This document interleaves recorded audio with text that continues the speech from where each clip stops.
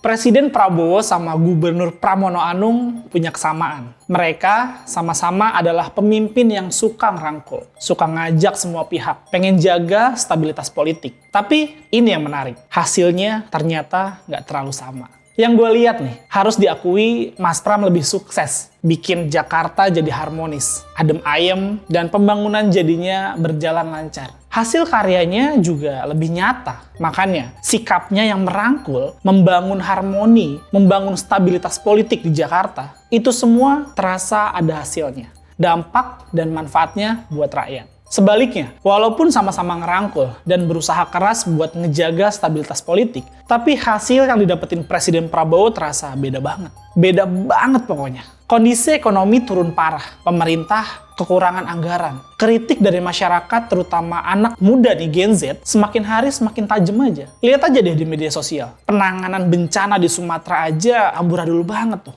Ngelihat perbedaan hasil ini, pastinya kita jadi penasaran. Jadi kita pengen tahu nih, kenapa niat, tujuan, dan pendekatan yang sama nih soal merangkul semua pihak ini di antara Presiden Prabowo sama Gubernur Pramono Anung, kok hasilnya beda ya? Kenapa sih bisa beda kayak gini? Nah, kali ini gue mau ngebahas dan ulik-ulik sedikit lah soal kenapa dan apa yang bikin hasilnya jadi beda kayak gini. Let's find this story.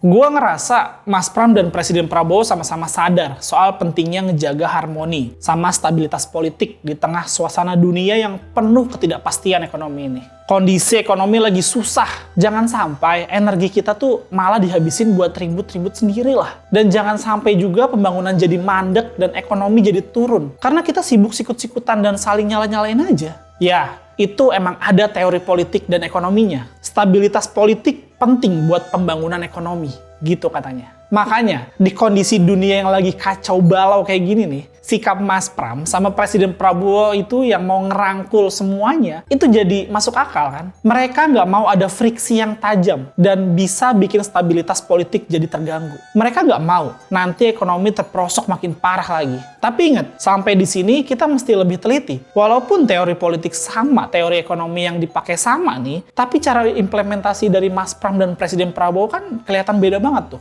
Ini menurut pengamatan gua dan analisa gua aja ya. Menurut gua nih, cara Mas Pram yang orang sipil, mantan aktivis mahasiswa dan politisi dalam merangkul semua kekuatan politik beda sama Presiden Prabowo yang latar belakangnya tentara. Ini beda juga sama cara merangkul dari mantan presiden kita, Joko Widodo, yang berlatar belakang pengusaha.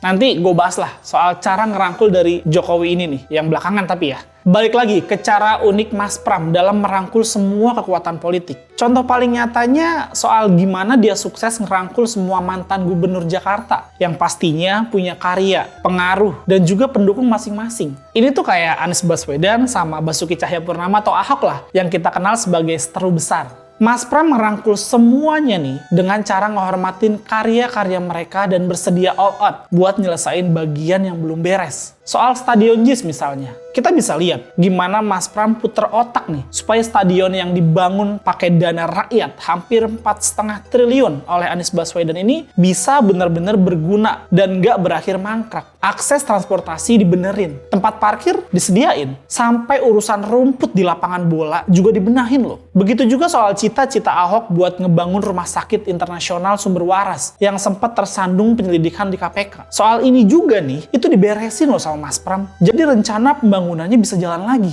Soal JIS sama rumah sakit sumber waras ini, Mas Pram sama sekali nggak mau ambil kredit lah. Dia tuh jujur, dia bilang kalau JIS adalah legacy dari Anies Baswedan dan rumah sakit sumber waras legasinya Ahok. Mas Pram tuh nggak mau ngambil panggung dari dua pendahulunya ini. Nah, gue ambil kalimat Bang Panji nih.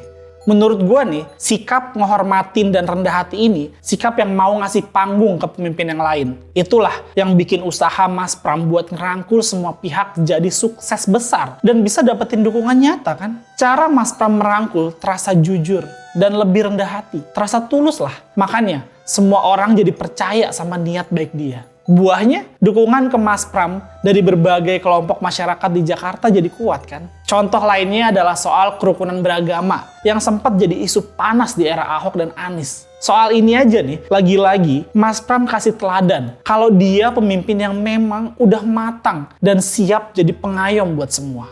Kita lihat, Mas Pram bersedia hadir di acara ulang tahun Demo 212 yang diadain di Monas. Dia sempat satu panggung loh sama Habib Rizik. Tapi di sisi lainnya, Mas Pram juga beresin dan resmiin gereja yang sempat terkendala selama puluhan tahun. Suasana Natal tahun ini terbukti paling meriah di jalan-jalan di Jakarta dibandingin sebelumnya. Kita bisa lihat juga, Mas Pram bukan cuma merangkul, tapi juga dia ngehormatin dan mengayomi semua. Nah, pendekatan-pendekatan kayak gini nih yang terasa tulus dan beda banget sama pendekatan militer ala Presiden Prabowo. Kalau kata Bang Panji sih, menurut keyakinan saya nih, Prabowo itu terlalu nekenin kalau kebersamaan itu adalah keharusan supaya politik stabil dan gak ribut-ribut. Dia pakai pendekatan keamanan. Dia seperti mau maksain kebersamaan. Kita ngerasa seperti ada tekanan dan paksaan dalam kebersamaan yang dibangun sama Presiden Prabowo. Makanya, menurut penglihatan gue nih, cara ngerangkul Presiden Prabowo ini nih kurang sukses. Walaupun dia